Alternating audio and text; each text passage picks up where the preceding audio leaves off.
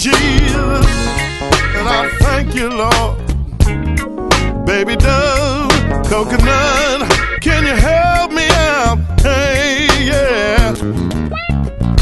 I was at the crib, y'all. McCain, thank you for tuning in. You're watching The Full Gospel Experience.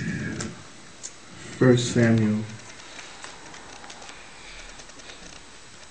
1 Samuel chapter 19.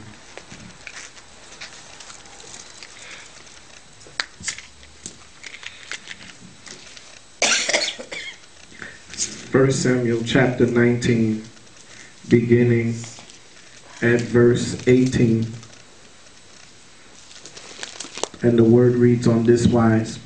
So David fled and escaped, and came to Samuel to Ramah, and told him all that Saul had done to him. And he and Samuel went and dwelt in Naioth. And it was told Saul, saying, Behold, David is at Naioth in Ramah. And Saul sent messengers to take David.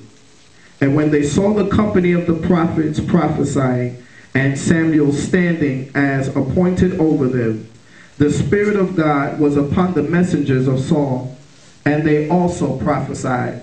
Verse 21, and when it was told Saul, he sent other messengers, and they prophesied likewise. And Saul sent messengers again the third time, and they prophesied also. Then went he also to Ramah, and came to a great well that was in Shehu.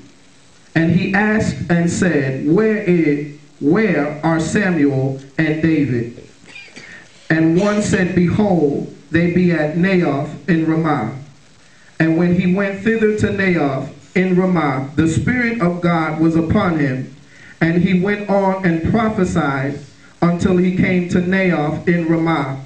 And he stripped off his clothes also, and prophesied before Samuel like manner, and laid down naked that all that day and all that night. Wherefore they say, Is Samuel also among the prophets? Amen. Look at your neighbor next to you and tell your neighbor, neighbor, God is about to make your enemy. God is about to make your enemy prophesy. Prophesy. Come on, look at your neighbor on the other side of you and tell them, neighbor, God is about to make your enemy. God is about to make your enemy prophesy. Prophesy. And if I could use for a subtopic, the hour of adversity. My Lord. The hour of adversity. Amen. In my preparation, amen, for tonight, amen, the Lord began to speak a lot of things to me concerning the time and timing that we are in. And one of the things that the Lord began to say to me is that we are in an hour of adversity. And in case we don't understand what adversity is, you already know I've taken the liberty to formulate a formula to define what adversity is. Adversity is simply anyone that is an enemy of God. And anyone that is an enemy of God is automatically your enemy. Amen. And any person in your life that is living contrary to the things of God makes themselves an enemy of yourself and your God. Amen.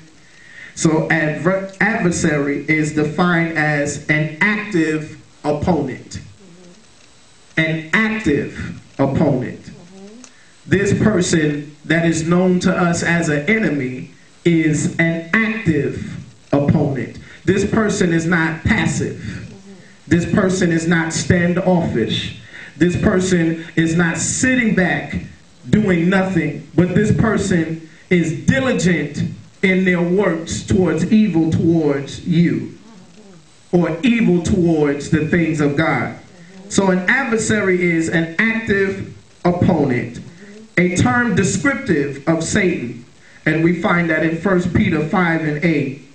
God's wisdom is promised to believers when they face adversity. adversity. We find that in Luke 21:15. We are also promised that God's judgment will ultimately fall on his enemies. So let's go further. We've defined adversary, and we know that to be an enemy, but let's define adversity.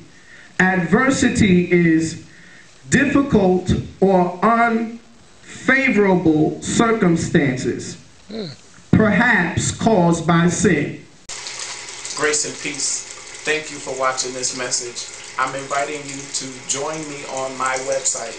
Go to www.prayerologylive.webs.com. www.prayerologylive.webs.com. Also, I need you to check out my blog site, www.michaelmccain.wordpress.com.